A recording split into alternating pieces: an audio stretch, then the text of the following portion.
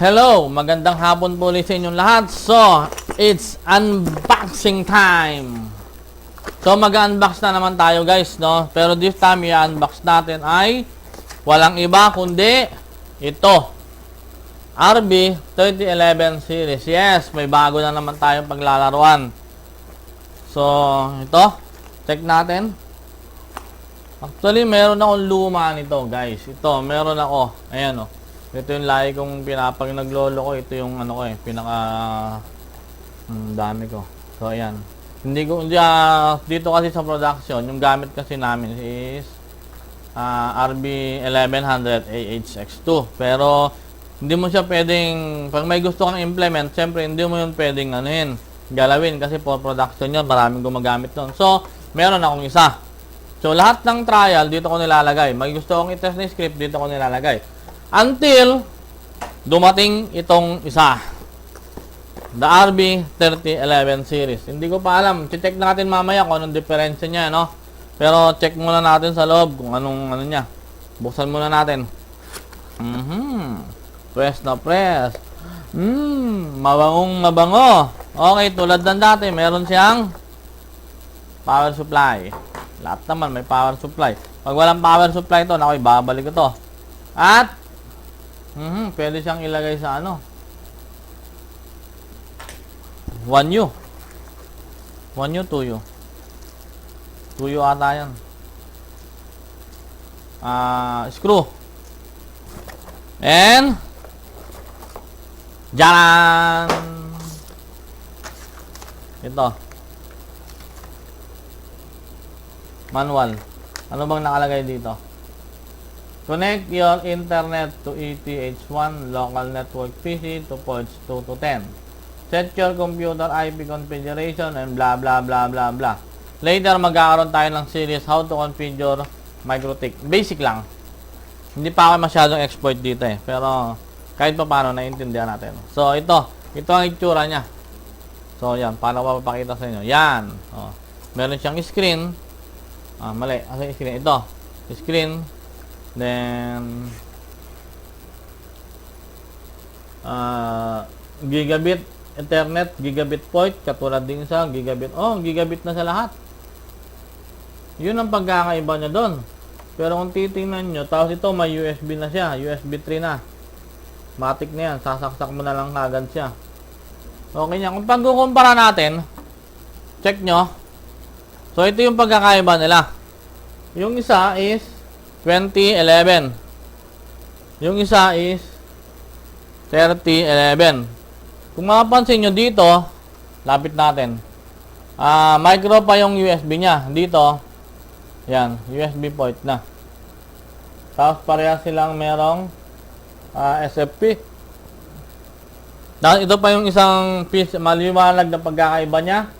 Si 3011 guys, gigabit na lahat ng port niya. Si 2011, 5 lang yung gigabit port niya. The rest is 10100 lang siguro to. Pareho sila sigurong touchscreen. Siguro naman pareho sila touchscreen. Para malaman natin yan, i-test natin. Sandali lang. Ready ko lang. Okay. Kunin ko lang yung power supply nung isa. Oops! Ito na. Huwag ko sana mapagpalit. Check natin yung parehong bolts kung ano. Ito ay 24, ito ay 24. Parehas lang. So, kalasin muna natin itong isa. Excited na rin ako. Parang mas maganda sa akin tong siyempre mas bagong model tong 3011. Palagay ko mas maganda siya. Bago eh. Basta bago guys, maganda. Tatandaan niyo yan. Pag luma, hindi rin eh. Basta bago, maganda eh. May bago din na pangit, pero usually basta bago, maganda. Check natin. Okay, yan, umiilaw na. Binot ko na, no? Etherboot, pareha sila. Check natin mamaya kung sino mabilis mag-boot. Loading kernel, starting kernel. Yan, lapit nyo. Nakikita ba? Focus natin. Hindi kaya eh. Mahina pa yung ano ko guys. Mahina yung... Yun! Yan. Mahina pa yung ano ko. Camera ko. Hindi pa niya ma-focus yung ganyan. Pag may pera, palitan natin yan. Oh, touchscreen pa rin. Oops! Okay, touchscreen pa rin siya. Check natin yung isa. Si RB11, natural, touchscreen yan. Mamaya, iti-test natin sino mabilis mag-boot. Talasin ko lang to. Nakabuhol eh. Sobrang buhol. Parang ayaw paggamit. Yun. Yun. Yun. Konti na lang guys. Yun na, okay na. Okay, saksak natin. Mamaya, one-on-one natin sila. Try natin kung sino mas mabilis mag-boot sa kanilang dalawa. Kasi ito, nakabanggit si RB2011, parang Miss B. MISPB pa yung processor niya. Yun, ARM. So, check natin. Oops. Yan, oh. Nagbubot na rin. Yun, tumunog na. Starting kernel. Hindi nyo mababasa, ano pa yung camera ko. Basahin ko na lang para sa inyo. Ito nga lang, kasi ito, gigabit na siya. Ito, 10100 lang. Pass Ethernet lang. Pero, okay na rin yan. Alam nyo guys, maganda to. Medyo mahal siya, pero maganda. Lahat kaya i-filter nito. Facebook ka, problema mo Facebook, i-block mo. YouTube, i-block mo. Torrent, i-block mo. Magkaroon tayo ng series tungkol dito. Wait lang kayo. Unboxing lang tayo. Pagkatapos yan, sisimulan ko yung series nito ng how to configure MikroTik router board. So, yan. Touchscreen din. Oh. Touchscreen din. Parehas lang sila touchscreen. Yun nga lang. Yun ang physical difference nila. Yung processor, ARM yung isa, MISPB itong isa. Then ito, 5 lang yung gigabit port niya. Yun, 10. Pero tapos yung USB niya, kung mapapansin nyo, yung USB, micro USB, doon, USB na talaga. Isasaksak mo na lang. Hindi mo na kailangan ng adapter. Dito, kailangan mo pa ng OTG. O yung ginagamit natin sa cellphone na on the go. So, doon, hindi na. Sasaksak mo na lang. So, mamaya, check din natin yung configuration nito. Actually, ni-research ko na yan.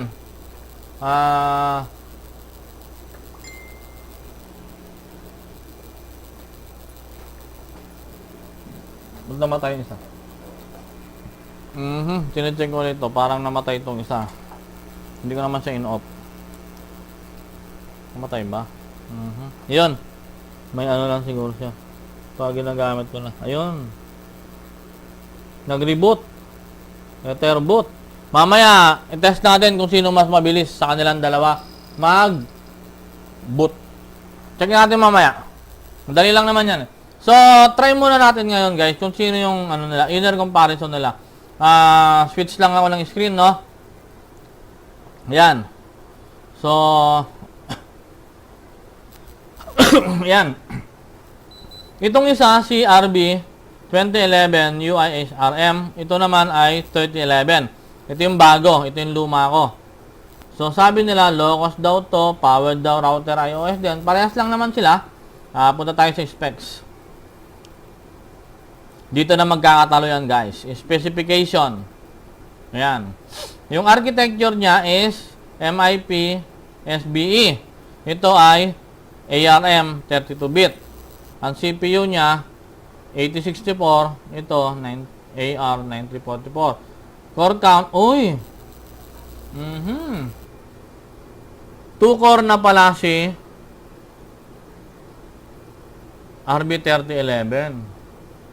Tapos nominal frequency niya 600 to 1.4 na. Mas mabilis tong bago. Siyempre bago, pero sa level ng license nila, parehas lang silang level 5. Size of RAM, guys. Ang size of RAM ni 3011 is, wow, 1 gig na. Itong akin is 128 pa lang. Storage nila parehas. Storage type, none. Ang presyo, okay, $119, $179, almost $50 ba yan? Mahigit. Okay. Ang power niya, parehas sila. Pwede sa PoE, pwede rin sa DC. 6 watts, 10 watts. Pero okay lang yan, hindi naman napapansin. Mas matipid sa ano to. Pero 6 watts, anong diferensya nun? Konti lang yun. Okay, Ethernet. Ito yung kapansin-pansin kanina.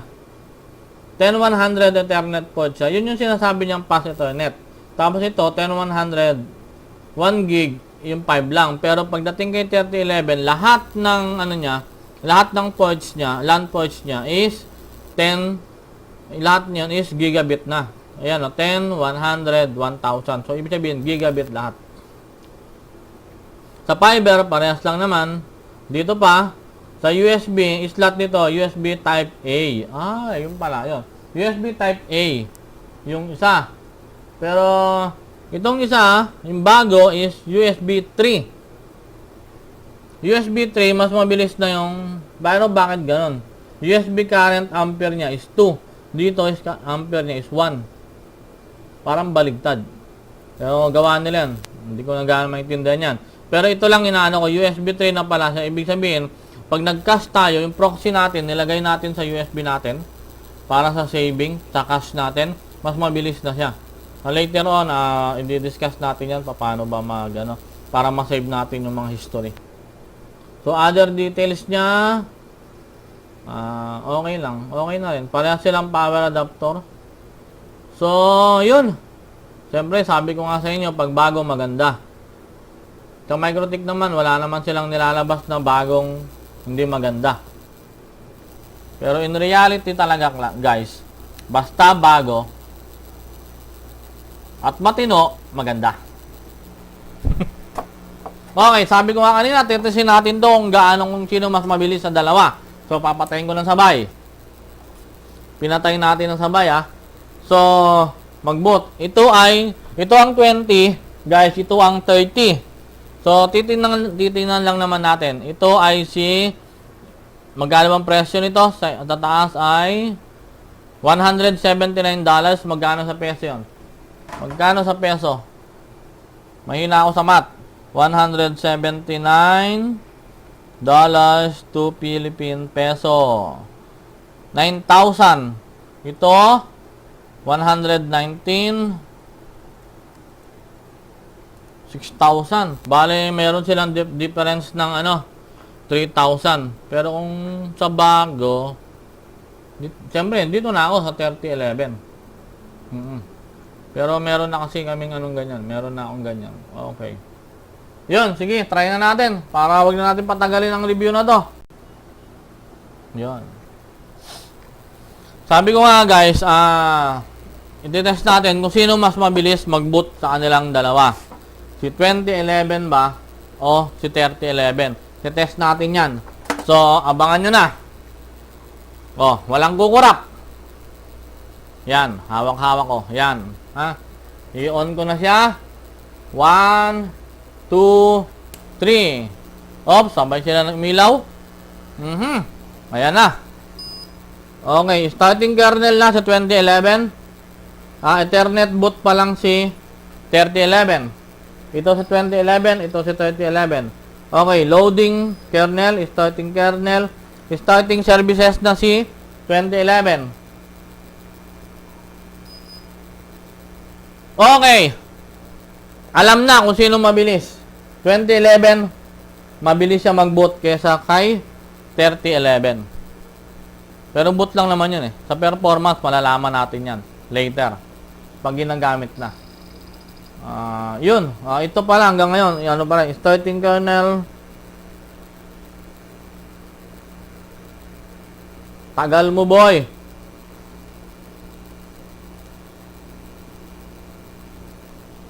Nagagalaw ko ata.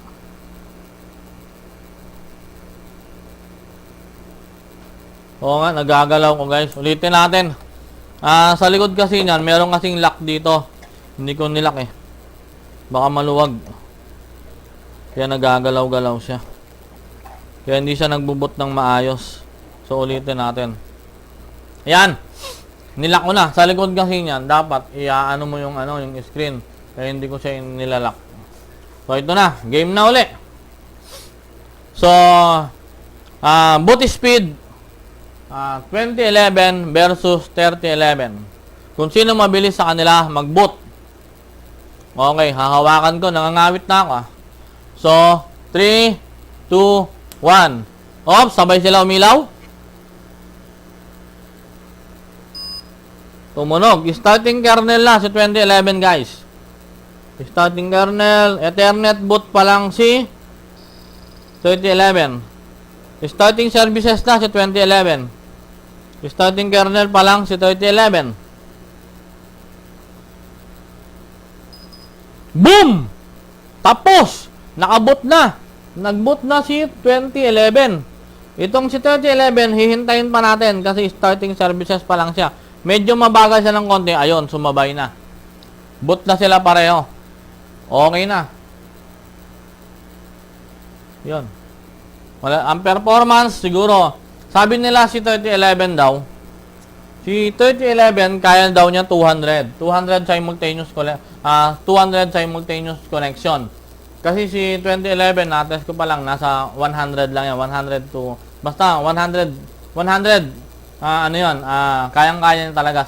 Simultaneous hindi siya kahit 200 yan, pwedeng kumonect sa kanya. Pero simultaneous connection, mga 100 lang. Itong si si 3011, based doon sa mga nababasa kong review, pwede daw siya hanggang 200 user. So, pwede na sa isang division kasi, pwede na sa isang division, nasa tayo, almost 90 na kamo tayo, 70, 90, times 2. Kasi yun ang computation natin sa mga division natin.